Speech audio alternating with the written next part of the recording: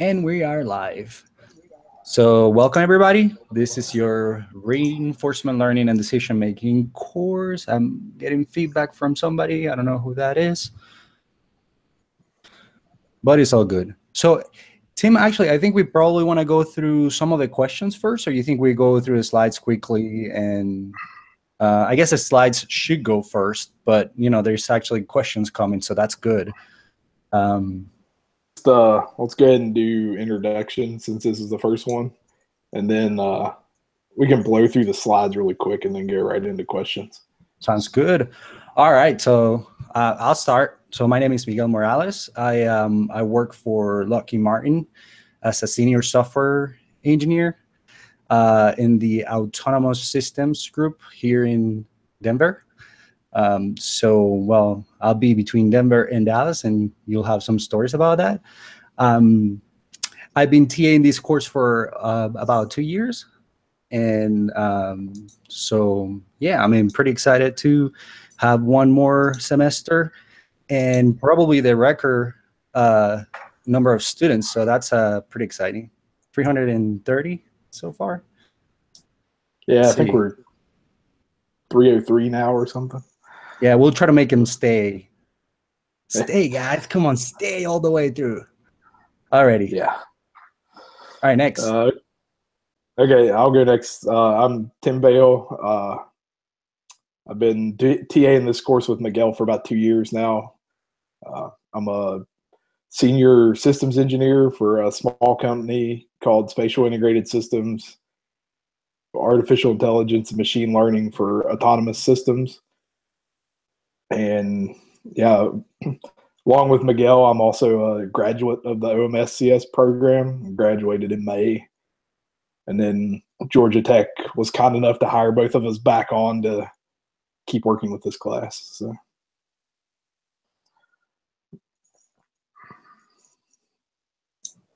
I'll go ahead. Chris Serrano. This is, I guess I'm about halfway through the OMSCS program. I took RL last summer.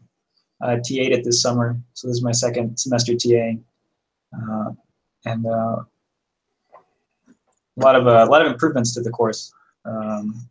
These guys have been working pretty hard, so I'd say it's improving every semester. I think you guys are really going to enjoy it.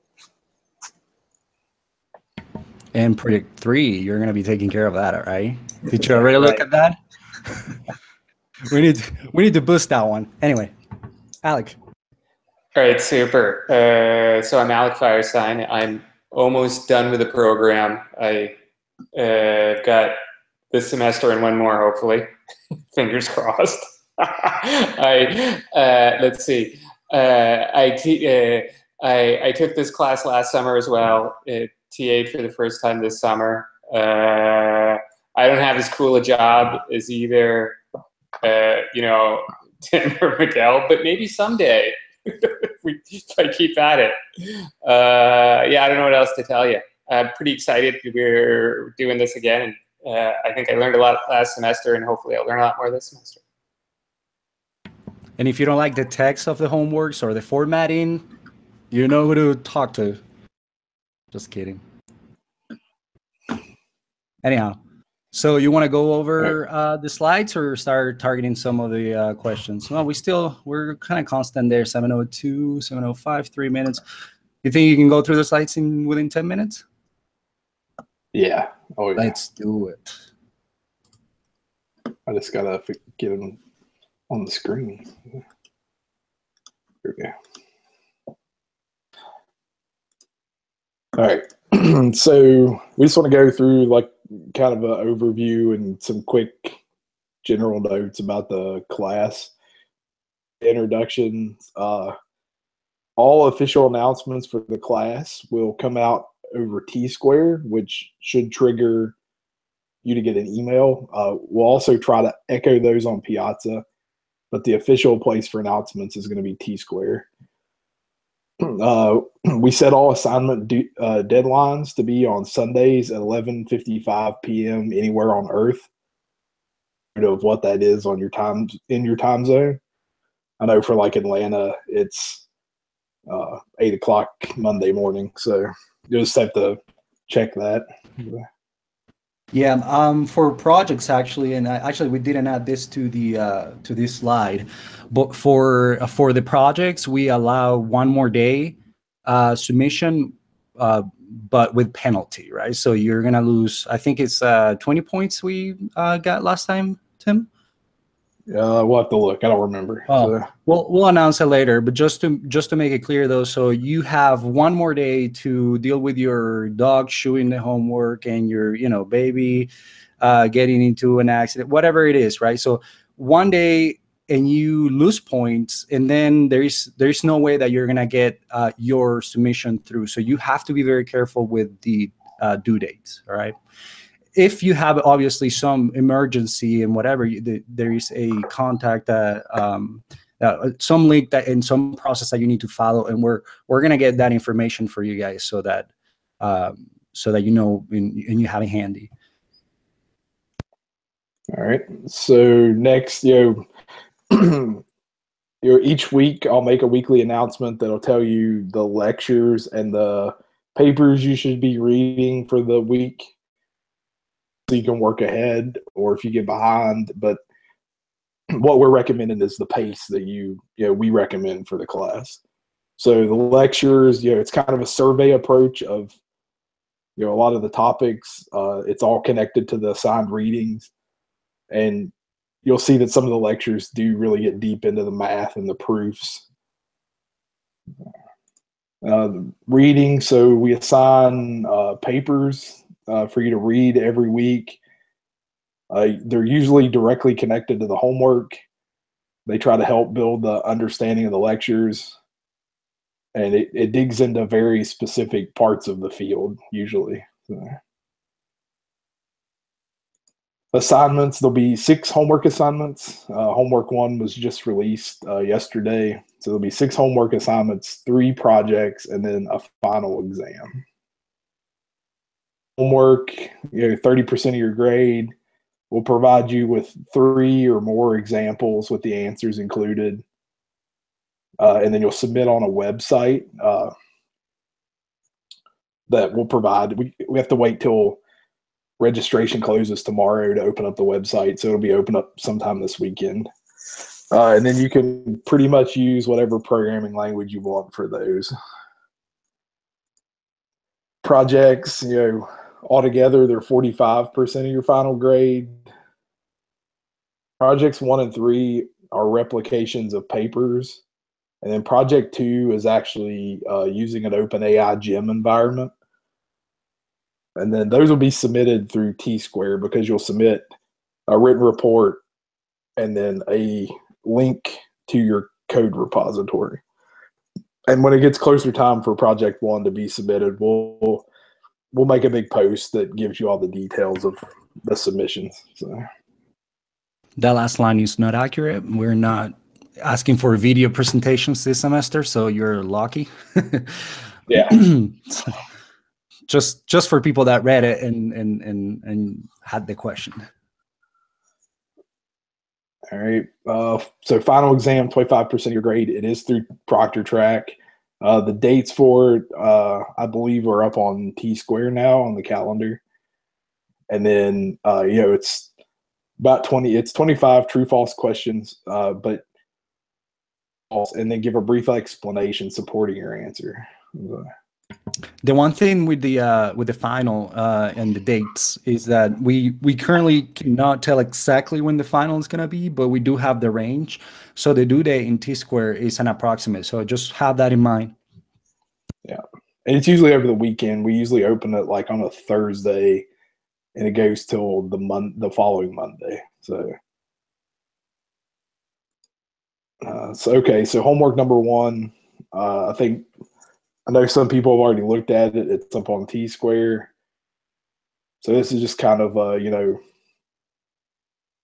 general overview of it. It's about rolling a n-sided die, and depending on what side you land, you either get reward or you lose everything.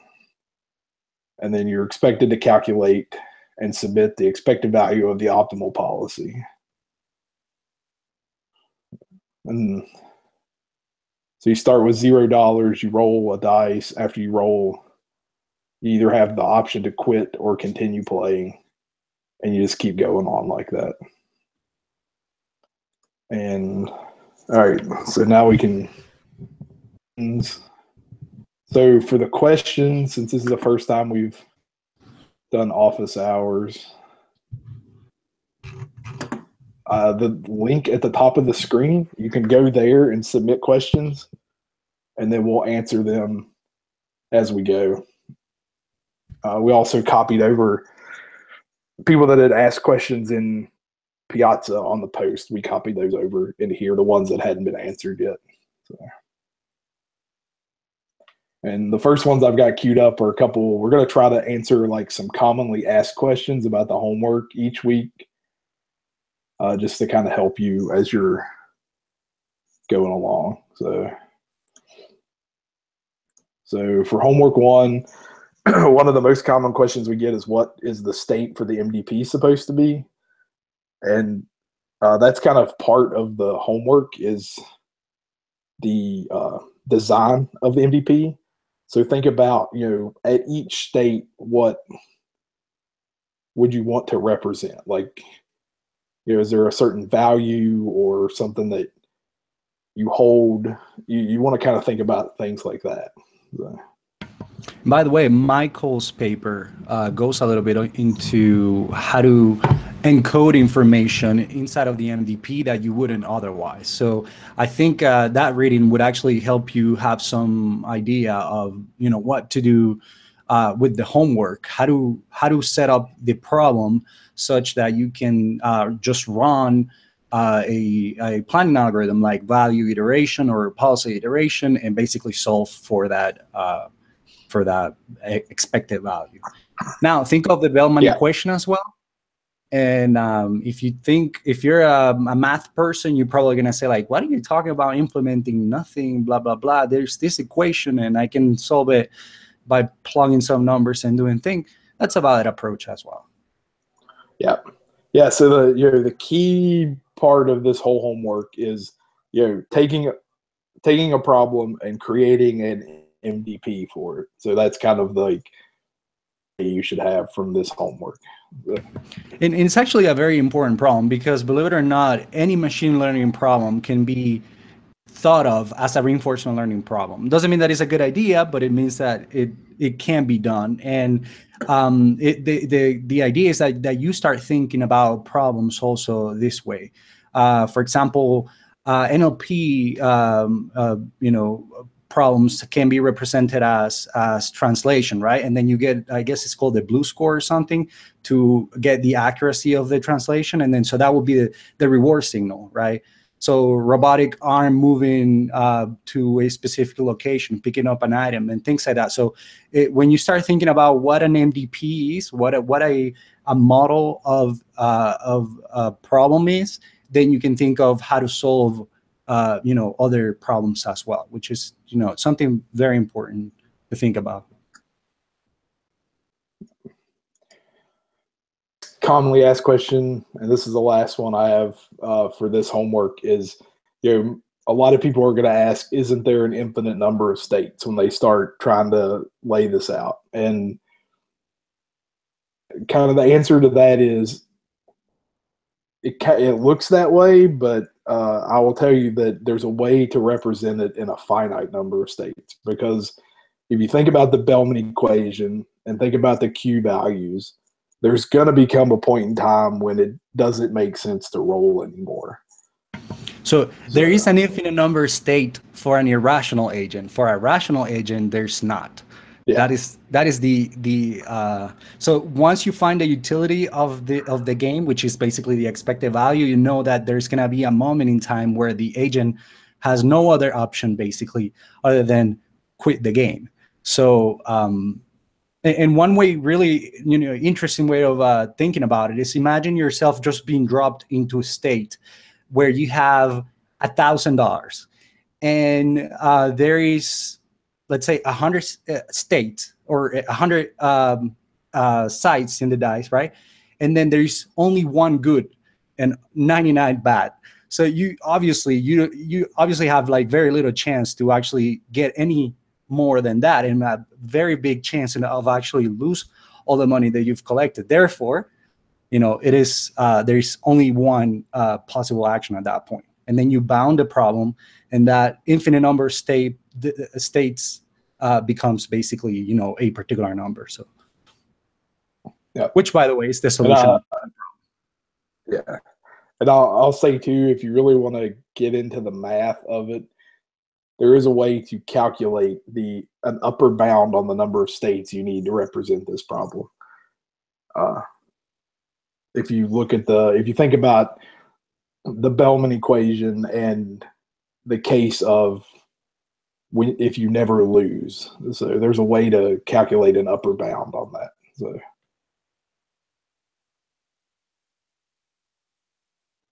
All right, so now we'll get into the rest of the question. I think, Miguel, this was one you wanted to take, wasn't it? Yeah, so this one I like thinking of the equations, right? So you think of the equation of the Q function, for example, and then you know that there's gonna be so you have rewards, discounted rewards. I'll probably need to write the function in Piazza. I'll probably do that after this. We have the discounted rewards based on an action, on a state and an action, right? And then the value function has only the state. And if you think about it, because you have the actions on the other function, the Q function basically is a more specific, and the value function is more general. It's the expectation of all of those state action pairs. So the expectation, then once you take that and abstract that layer, then you basically lose the information of which of the actions had higher values, right? You have, imagine, action 0 has 15, action 2 has, -1. So you know that there is some specific transition because you also have the different states. So once you move from Q functions to value functions, then you sort of lose that information. One other way to think about it is you have two things. You have a prediction problem and a control problem, and this is the way that actually David Silver actually talks about this way. And the value function basically is the prediction function. How much is this state worth? Like how much is worth being in this state? How much am I expected to get out of this state on? And you have the control problem, which is the state and action. So what's the best action to take in a specific state? So I think that should actually help a little bit wrap your hair around the two different ones. You're gonna see a lot that model-free reinforcement learning methods, basically many of them, or I guess the most popular, Q-learning, for example, and then later DQN, basically are basing in the Q function. And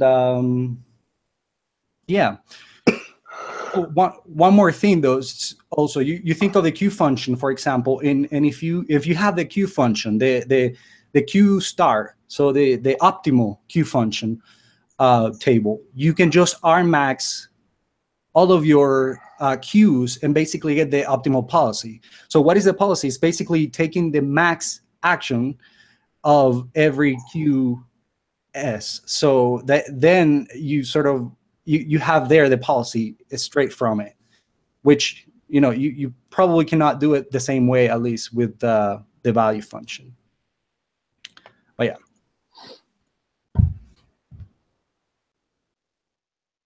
All right.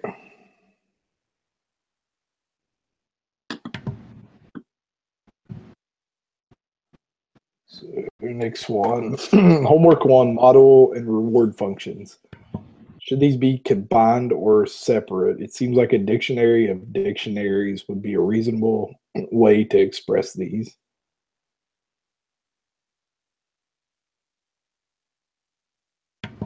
I would say so. I mean, it's not a bad idea. If you think about it, the model basically is what's giving the rewards at the same time. So if you think of the model, it's actually what's called a SAR, right? And then in some of the lectures, they joke a little bit about SAR. and it's basically a state, an action. Then you have the transition table, so the probability of reaching a particular state given the action and state, and then you get a reward based on that. So if you think about it like that, you sort of get it in between tables like that. It's actually the way that OpenAI represents this is as a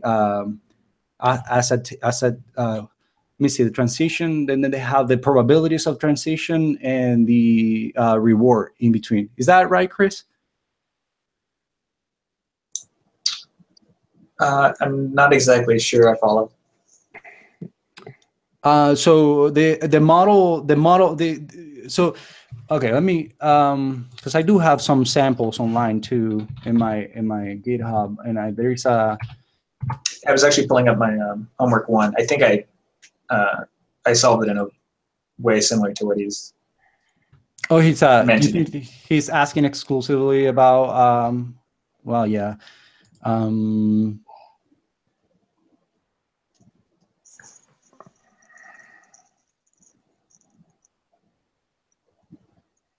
Yeah.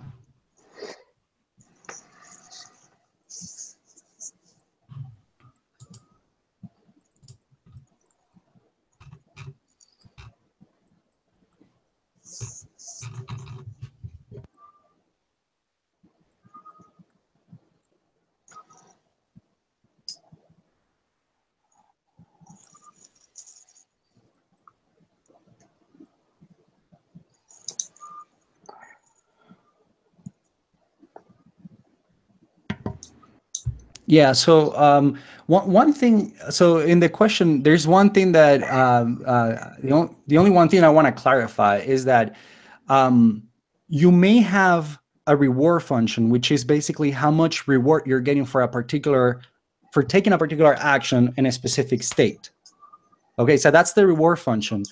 Another story is the bankroll. So that's a separate story. So I just don't want to confuse people by saying, yes, you can do this in here, but don't think because one thing is money, that means that should be a reward. That's my only thing. And hopefully that answers this question. Yes, you can represent a reward function inside of the model because it basically belongs to the model. So yes, the answer to that question is yes. And then the caveat is, regarding the homework assignment, there is a bankroll that does not necessarily represent the reward that you get for taking an action in a specific state. Is that clear, guys, you think? Yeah, I think that's clear. Okay, I just don't want to make anybody confused for, the way that I just explained the other stuff, so. All right. Should the values generated from value iteration equal the long-term expected value or just guide the policy selection?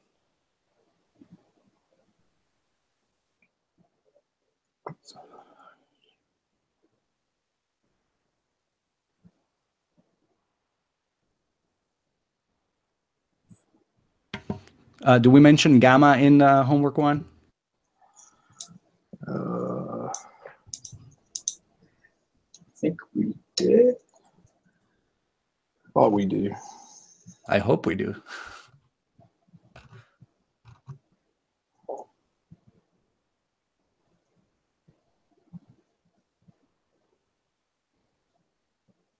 No, I don't think we do.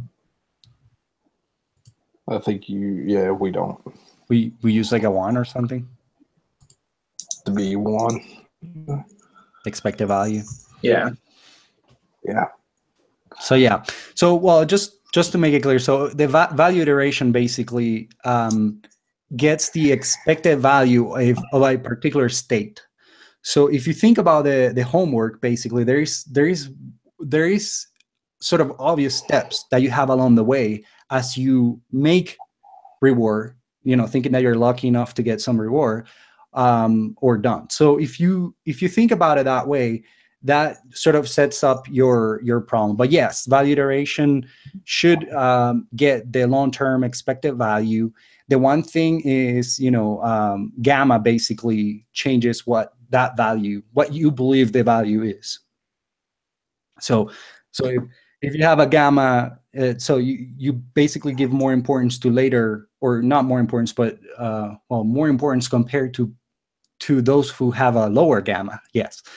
But basically you make, if you have, let's say, a gamma of 1, then all of the rewards basically throughout, you know, all of the time steps are going to be equal between all of them, right? So, and if you add a discounting, basically, as you have time steps in the future, then those rewards are going to be, you're going to consider those rewards less and less and less important. So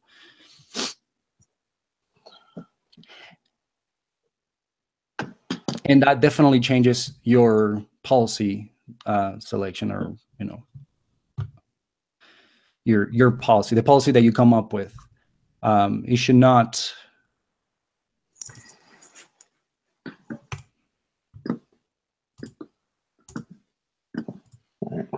In this homework, so we have one. I forget, but.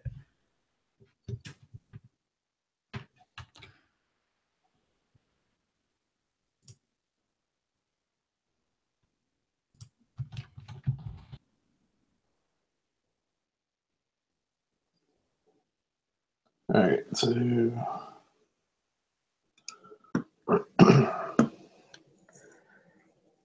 we find commonly used code for policy or value iteration on the web. Can we use it?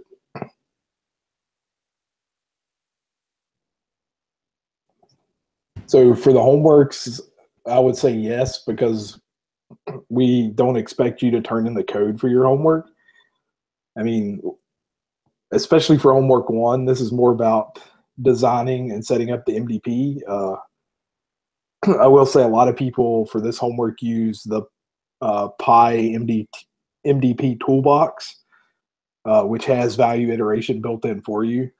You just have to figure out how to represent your in the framework. You know, there's libraries you can use for this homework, especially, that have value iteration already defined for you. So having said that, for the homeworks, the projects are different. So we will talk more about that when it comes to time for project 1. We obviously expect you to implement the algorithms for project 1. And you will be submitting your code for that. So I just verify, yeah. For homework 1, for homework 1 is 1. So the value of gamma, just so people, whenever they're using or implementing value iteration, they have that. All right. Next, why does it look like I'm enrolled in Canvas as well as T-Square? I'm not sure. That wasn't us. You should only be enrolled in T-Square. I think it has something to do with the analytics masters they're starting up, because I know big data for health that I'm in is for both programs, and so they're moving those programs to Canvas and to edX. So I wouldn't pay attention to it. Yeah, I would say if you think you're enrolled in it because of this class, send us a private message and we can ask Pushcard. But as far as I know, we're only enrolling students in T-Square. We're not using Canvas. So it's probably, like they were saying, that it's for the analytics masters. So let's see. For homeworks, are we supposed to give the right answer to get credit, or as long as we do it partially correct, we will?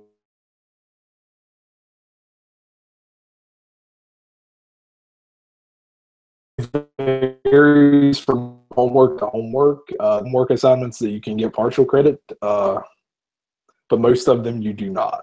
Homework 1, you do not. You either get it right or you get it wrong. When the website's up and operational, you'll log in and it'll assign you 10 problems that you'll solve, and you have to get it within 0.001 of the right answer to get credit. So The ones that do have partial credit, we'll make sure that it's stated in the assignment. So.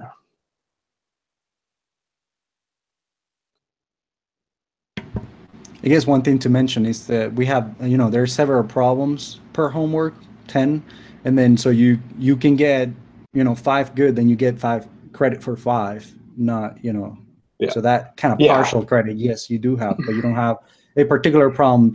If you have a half good, it's not going to do anything. You're submitting a real value to the website, so you either have it or not within a particular delta. That's the check that we have.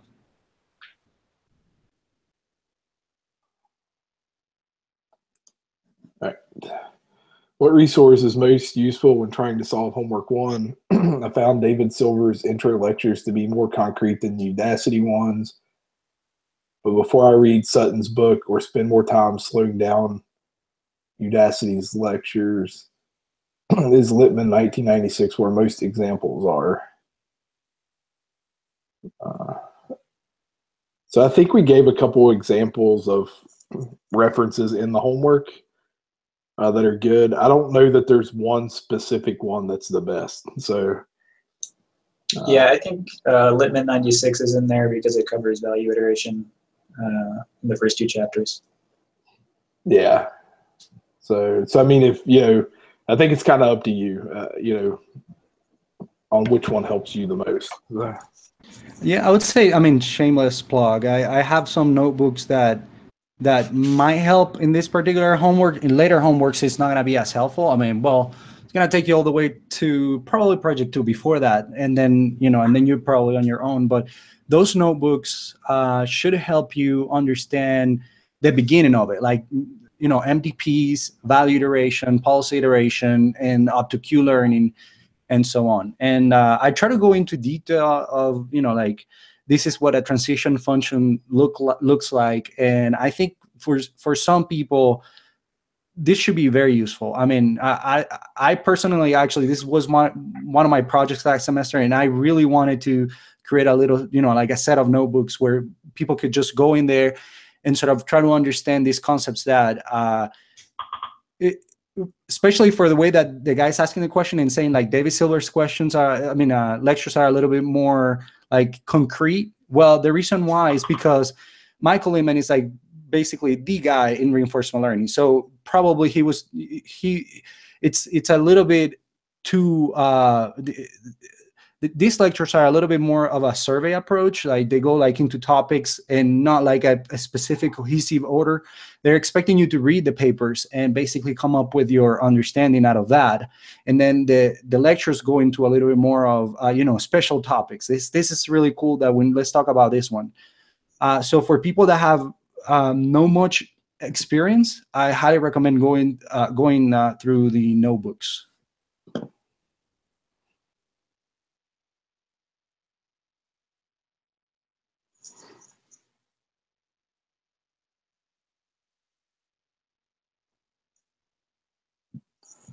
Yep. And obviously, you should definitely make sure you, at some time, watch the Udacity lectures and read Lippmann's paper, because there will be questions from the final that come out of all of that. So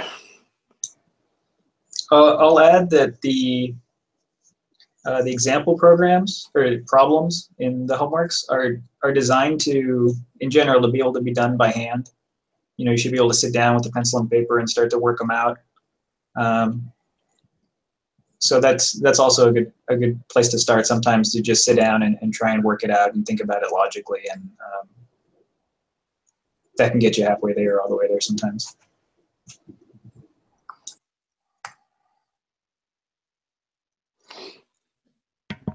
Yeah, that's one of the coolest aspect of some of these algorithms that are if you think about them hard, they're pretty intuitive. Like, you can actually come up with these algorithms by yourself, but you have to really think about them and try to, hand by hand, step by step, going like, okay, so we do this next. So yeah, really, really nice recommendation. I agree with that. Let's see. Got another question. Do we have do we have another office hour before the due date of homework 1? Yeah, because homework 1's not due till 3 September, The right? 3rd, yeah. You'll have next week's office hours as well to answer. We try to release the homework somewhere about a week and a half to 2 weeks before the due date. So yeah, you'll have this office hours plus the next office hours too. And then obviously, ask lots of questions on Piazza,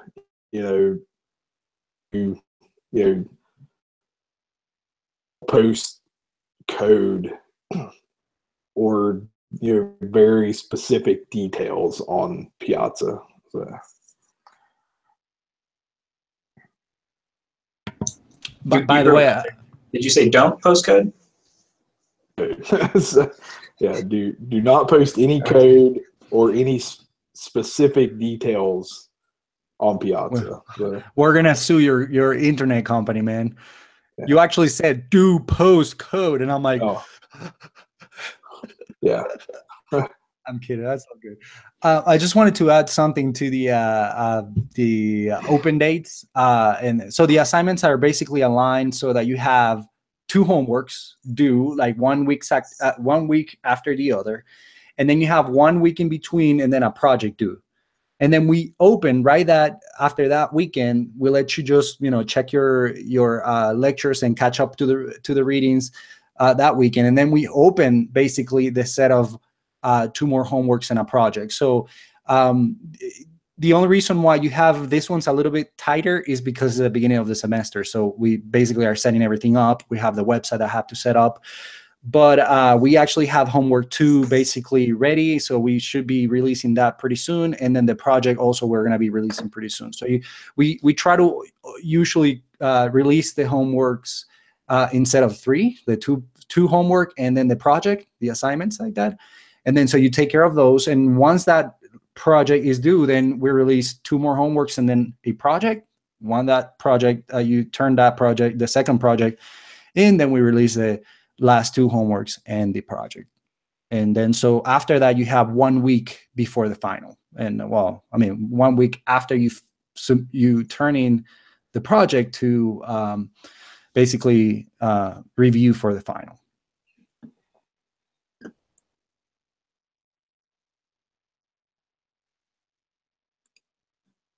Let's see. The homework link will give us 10 inputs and we manually type 10 outputs, no code supplied. What is the time limit once you log in? Yeah, so when you log into the website, you'll get...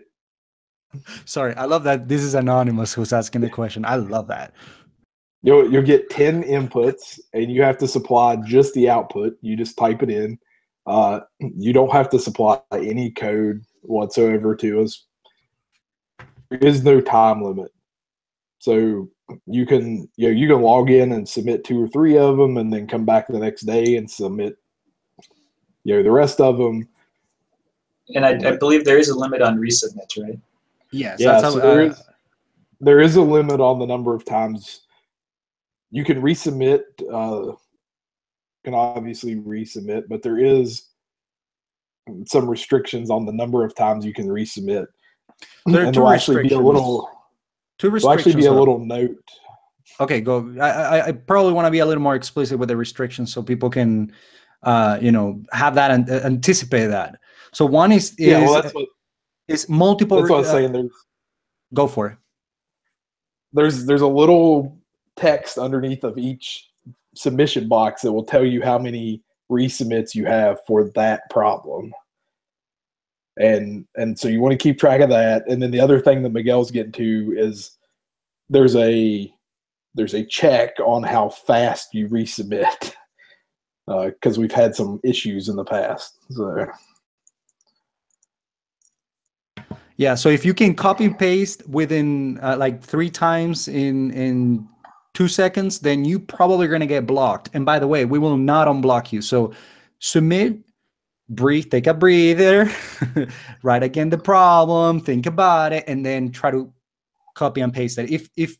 if you try too fast, you're gonna get blocked, and that's gonna basically tell us that you try to just go like 0.1, 0.2, it's just gonna block you. You're gonna lose the points.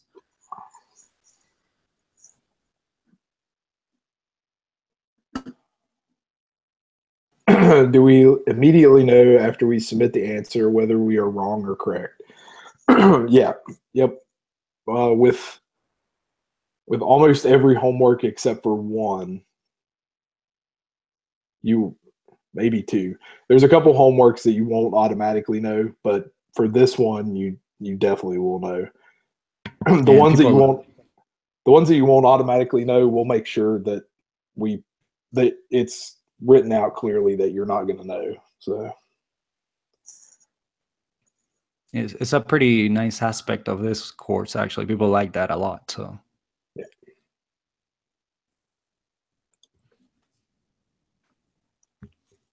That's it.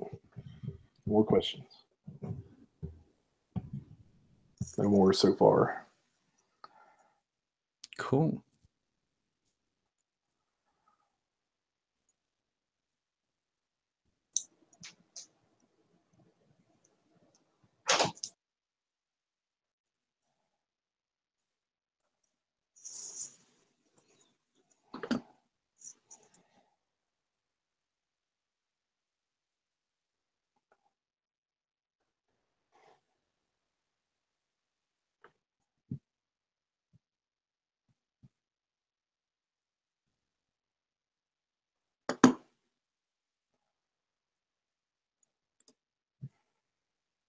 Any complexity like RP questions on the final?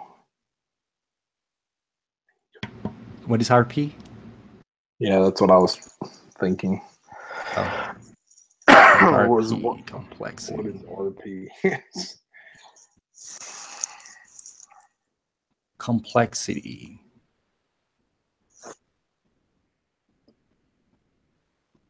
So the final is true or false type of answers, and we call it a tweet justification.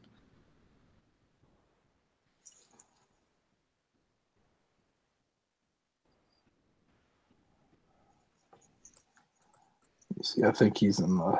Oh no! It's the final is pretty straightforward. So let's see.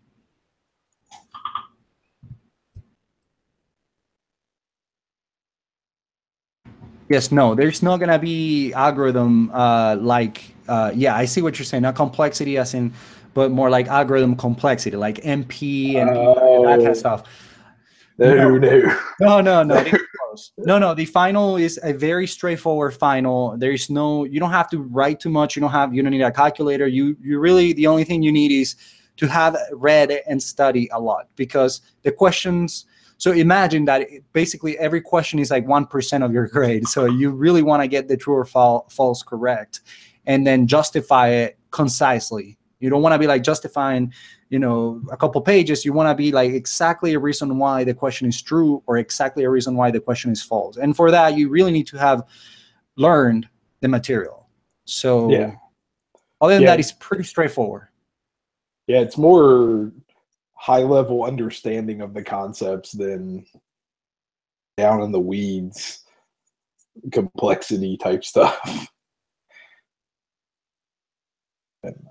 And one thing to note, since we were kind of confused by this question, is we're all in for office hours. We all try to jump into the Slack, the CS 7642. See us stumbling on a question, just in there and catch us and correct us. So we try to monitor that, especially during office hours.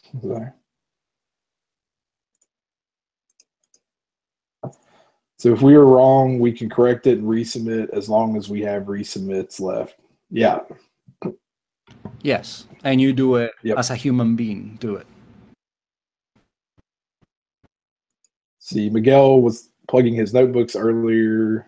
Are those available somewhere? Yeah. If he hasn't already, he'll post them on Piazza. Yeah, it's on my GitHub. I guess I don't. It's my. If you're in Slack and you have my username, that's actually. Let me just post it in Slack. Wouldn't be a biggie. Yeah, we should probably start like we did last semester and have At least like a good resources. Yeah, yeah. By the way, recommended resources post. And so.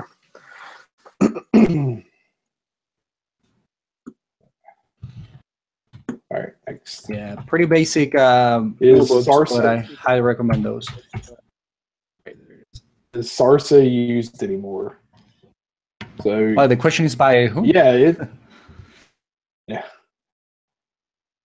Yeah, Sarsa is still used. Some there's actually been some recent stuff with like deep learning based Sarsa. I don't think it's as commonly used as some of the other ones, but it's still being used and researched. So.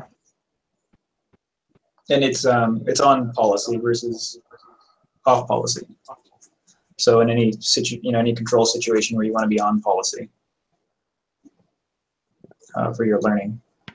Is there a deep learning version of Sarsa? What's the name of what's the name? I mean, there is obviously, but I guess Deep Sarsa. Deep Sarsa, just like Deep Sarsa.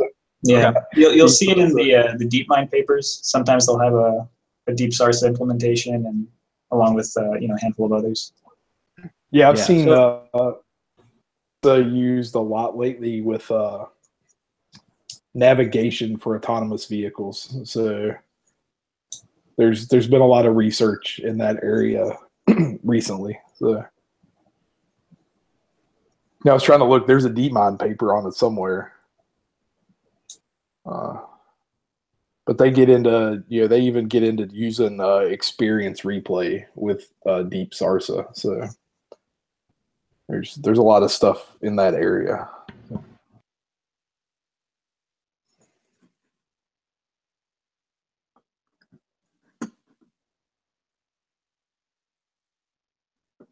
All right. For homework 1, my answer for the first provided example is slightly off. The other 2 are correct. Any suggestions for debugging my algorithm? What's the first example? I guess it depends which way it's off. Are you exploring too little or too much?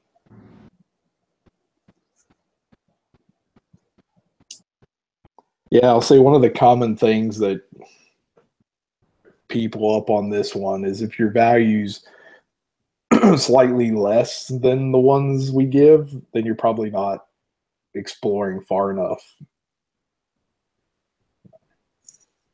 Wait, I guess so exploring exactly, you guys probably need to use another word because it's not exploration. Oh yeah, it's not exploration. So yeah. So I don't want people to sort of like scratch their heads a little more. Is this homework? It's probably enough confusing. But yeah, so just one thing. This is every single semester there. Lots of students get exactly the same issue. I get the first one good and the other 2, and there is a specific issue why it's not. And I guess it's not exploration. We don't want to use that word.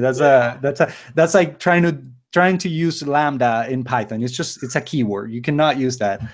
Let's see what other way you can say.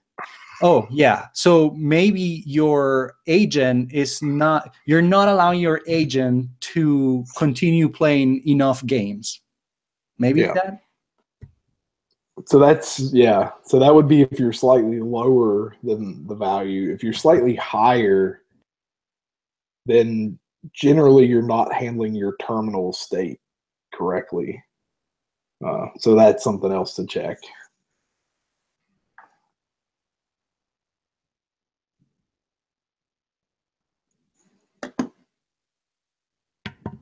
Well, homework 1, homework 2. So Joseph, just saying. Yeah. Think about that real quick.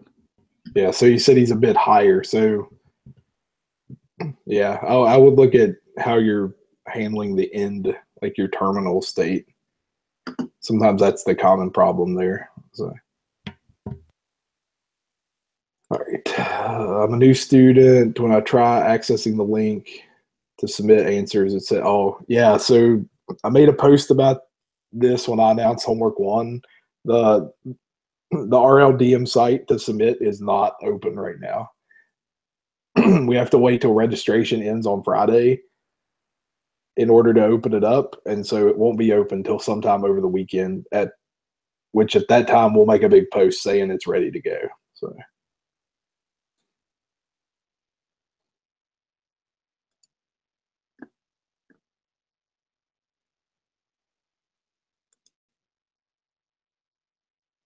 where's the line on talking about algorithm problems on forums/Slack if not using examples?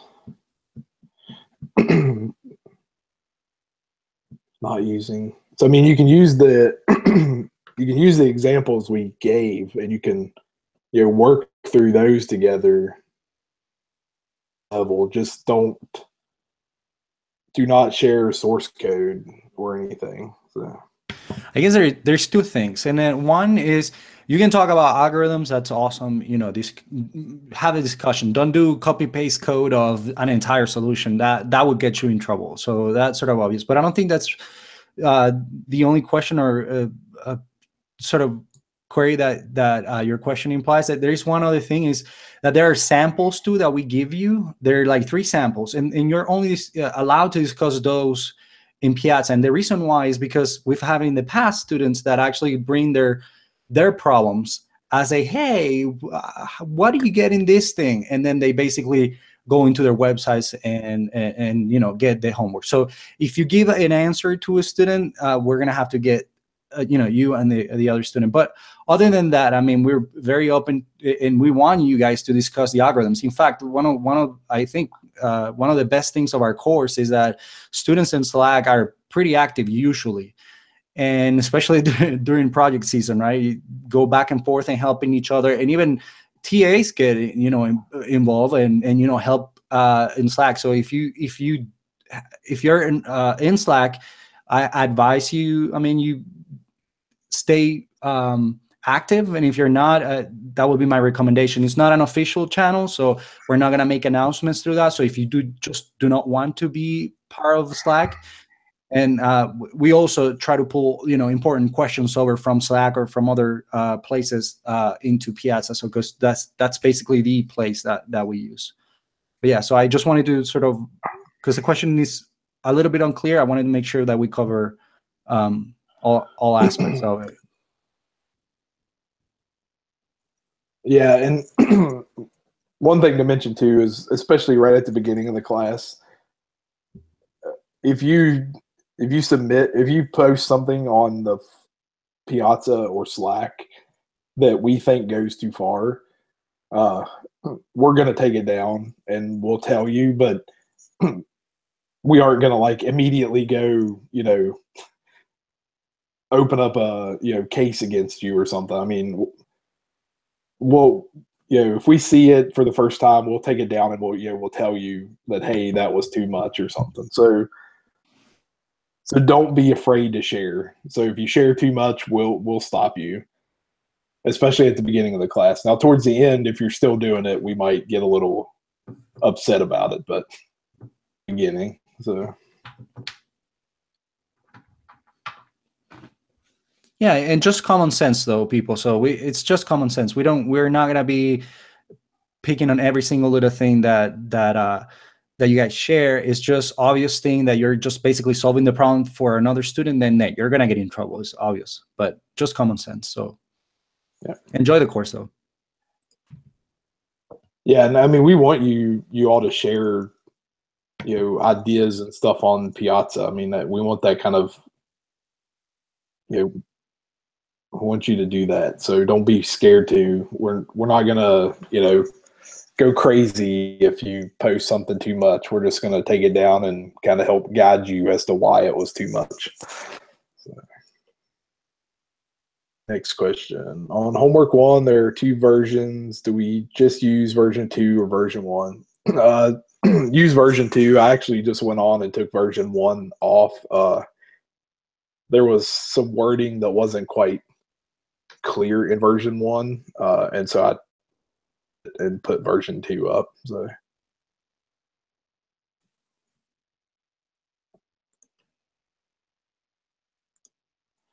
Can you give any guidance on homework difficulties?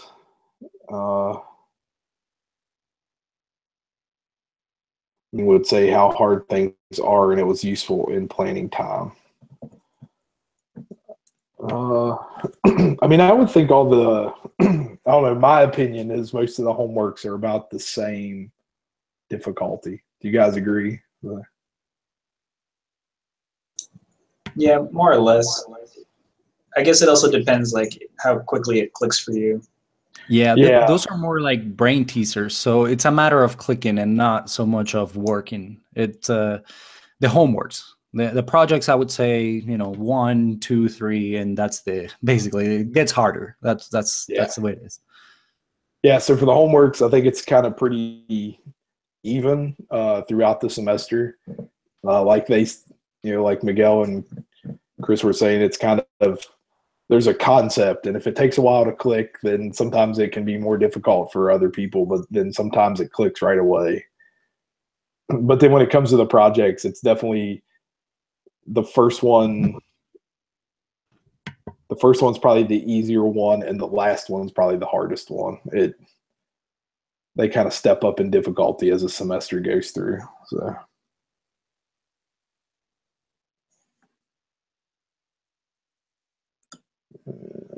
That's it. We got 2 minutes left, so.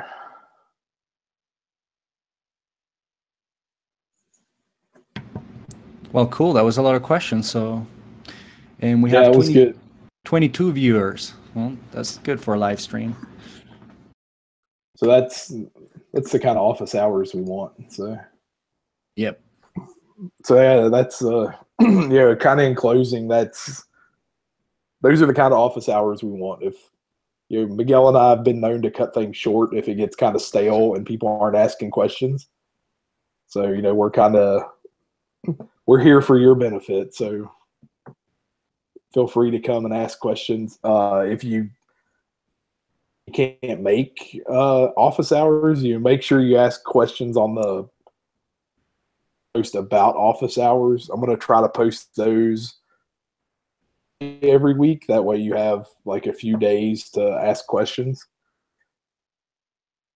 Office hours are recorded, so if you go to the YouTube link that you're using now to view this live broadcast, you'll be able to watch the video.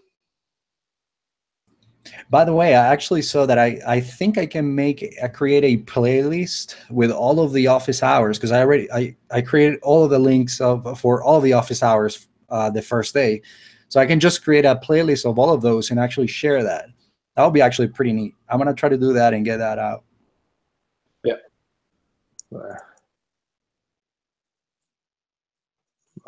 Yeah, and so I guess it's right at 10 o'clock, so we're going to get ready and hop off. Ask as many questions as you've got. I mean, we'll answer it. So there's the 4 of us that you see here, TAs. There's also 2 more that aren't here tonight that are also TAs. So you may see their names pop up on Piazza answering questions. So.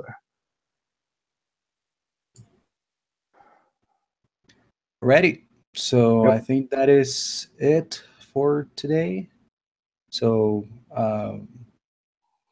we have so let's see what are the next important things that we have. We have then to open the site, and we are going to try to get that out for you guys this weekend, but usually takes a little bit of time, and I just let you know that it's because the people that are still like registering and then people drop and whatnot. So we actually need to freeze that and then import everybody in there. So if it's not this weekend, then it will be the beginning of next week. So but we're gonna try to get it as soon as possible. And then if just start getting active in Piazza. If you have questions, feel free to drop things and we check At least every night we have each of us actually goes online and checks and tries to answer at best way we can. So yep, I think that's it. Anything else? I think that's it. All right, shutting down then. Bye, guys.